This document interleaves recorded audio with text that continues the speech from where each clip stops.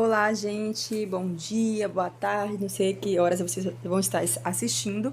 Eu estou gravando esse vídeo sexta, então é sextou, tá? Tenha uma ótima semana, né? Um bom final de semana para vocês. Essa atividade eu já corrigi, né? Só deixei esse slide aqui para botar aí como sextou, né? Uma dancinha, certo? E hoje a gente vai continuar falando do reino Animalia, ainda em invertebrados, e vamos falar de artrópodes, ou artrópoda, né?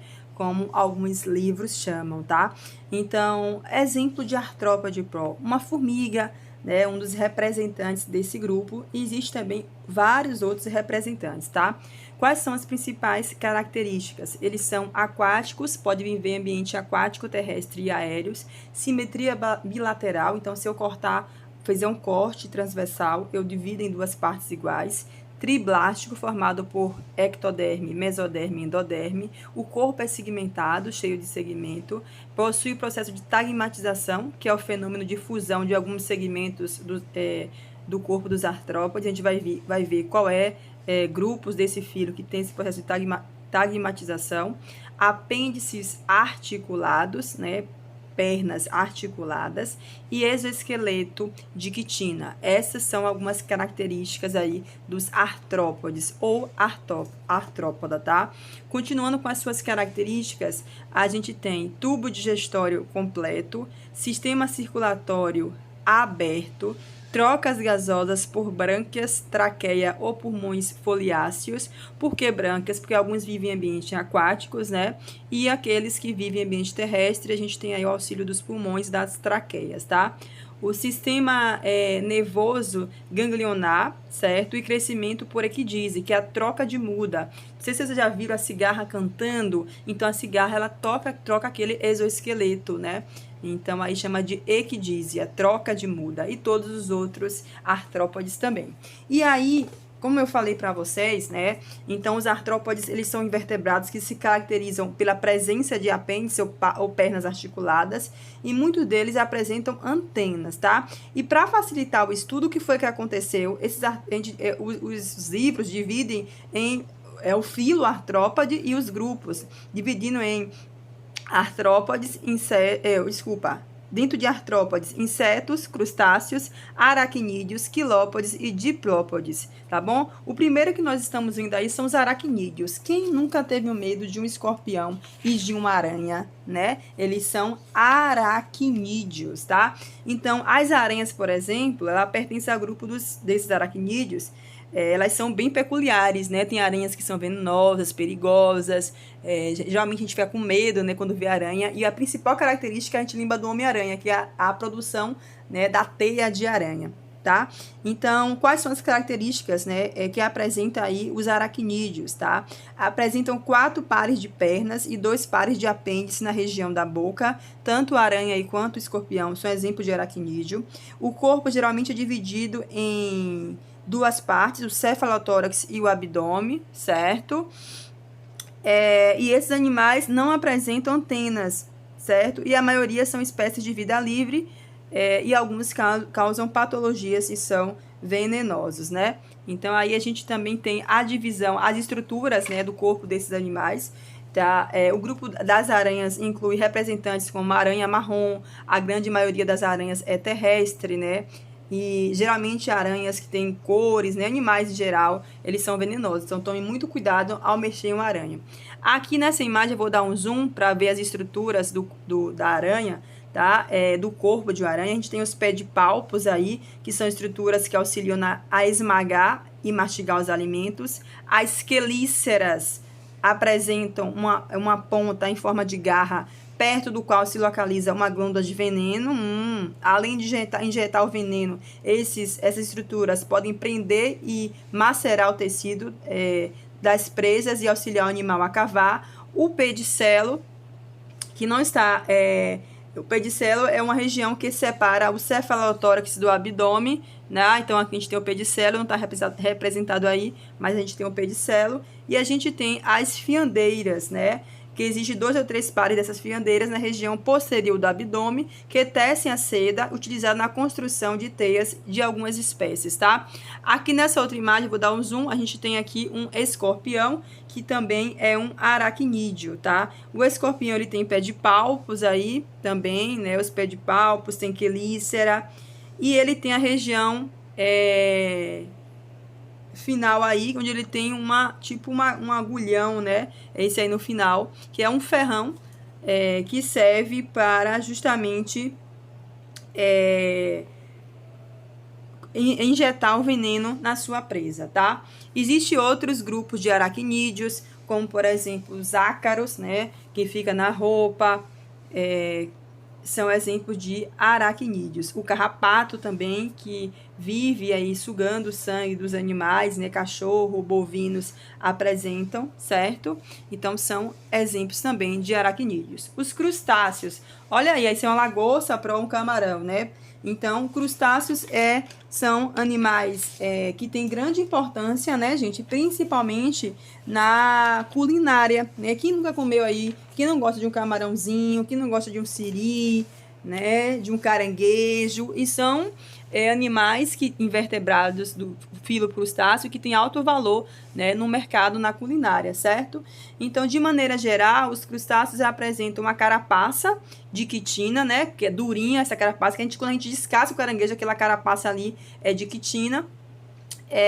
Pelo menos em uma fase do seu ciclo de vida, né, para cobrir todo o corpo ou somente a região cefálica, dependendo da espécie. Então, esses artrópodes, eles apresentam grandes quantidades de apêndice e 2 pares de antenas na cabeça, tá? Os crustáceos apresentam diversidade de formas e hábitos e tamanhos diferentes, a maioria de vida livre e pode ser encontrado no ambiente marinho, na água doce e no solo. Certo? Aqui você tem vou dar um zoom aqui, você tem a divisão do corpo aí em cefalotórax e abdômen, os pares aí, patas locomotoras, né, vários apêndices articulados.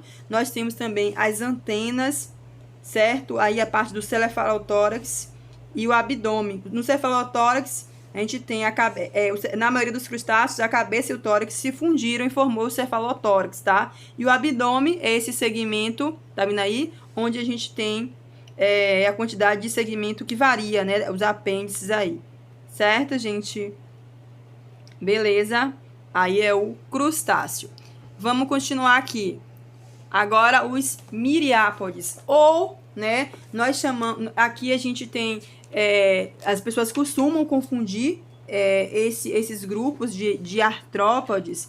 É muito comum ocorrer a confusão, né, de quem é diplópode e de quem é quilópode. Tanto diplópodes quanto os quilópodes, eles são miriápodes, tá? Então, o que acontece? O que acontece entre esses animais? Eles são animais terrestres e vivem em ambientes úmidos, né, como embaixo de rochas, em madeiras ou no interior do solo. Eles possuem cabeça e o corpo alongado, dividido em vários segmentos. Além disso, pode apresentar diversos pares de pernas ao longo do seu corpo e um par de antenas, tá? Então, esses são os diplópodes e os quilópodes, beleza? E, por fim, o maior grupo de artrópodes, que são os insetos, gente. Quem nunca viu um inseto? Quem nunca teve medo de um inseto, né? O maior grupo, sim, de artrópode são os insetos, tá? Então, a formiga, o cupim, a barata, o percevejo, o besouro, a abelha, o mosquito, o Aedes aegypti, aquele mosquito, é um inseto, tá? A abelha, a formiga, enfim, tá? Então, os insetos, ele tem essa grande diversidade, vivem em ambientes aquáticos e terrestres. Alguns deles possuem asas que permitem o voo, tá? E essa característica de possuir asa é muito importante para o quê? Facilitar na fuga dos predadores e na busca do alimento. Então, isso também permite, né, uma grande diversidade do grupo desses animais, tá? Ele tem um corpo dividido aí em cabeça, tórax e abdômen, tá? A cabeça possui um par de olhos compostos que possibilita a percepção de imagens e cores, tá? Os insetos apresentam também um par de antena que auxilia na percepção de cheiro, gostos e formatos, formatos, né? E além de perceber também a questão da temperatura, da umidade do ar e do ambiente. Tem pernas articuladas, né? Eles são artrópodes, e existem insetos que na fase adulta apresentam o quê? Um par de asas, característica de extrema importância para esses organismos, né? Conseguir conquistar vários ambientes, tá bom?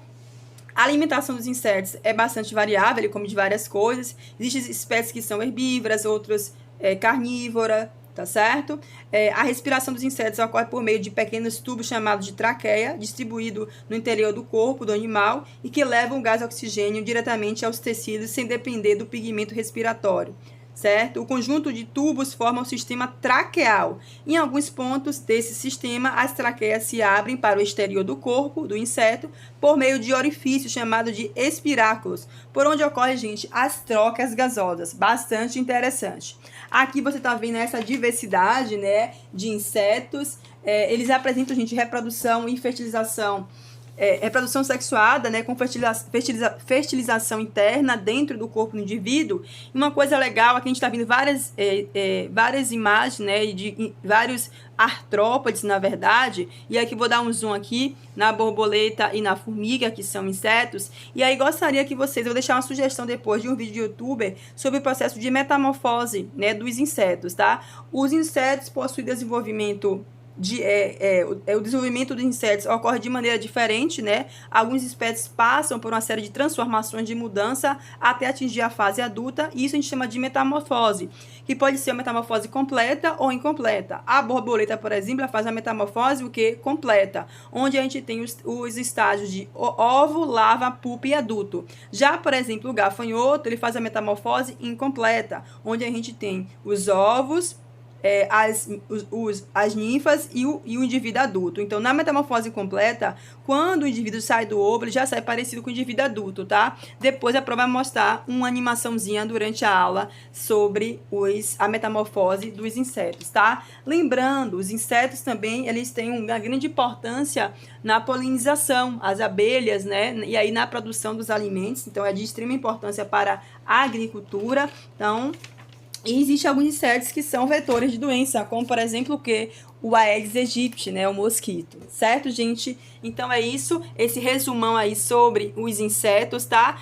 E sobre os artrópodes em geral, né? Os insetos, que é o maior grupo dos artrópodes. E aí, espero que vocês continuem estudando, tá bom? Beijos!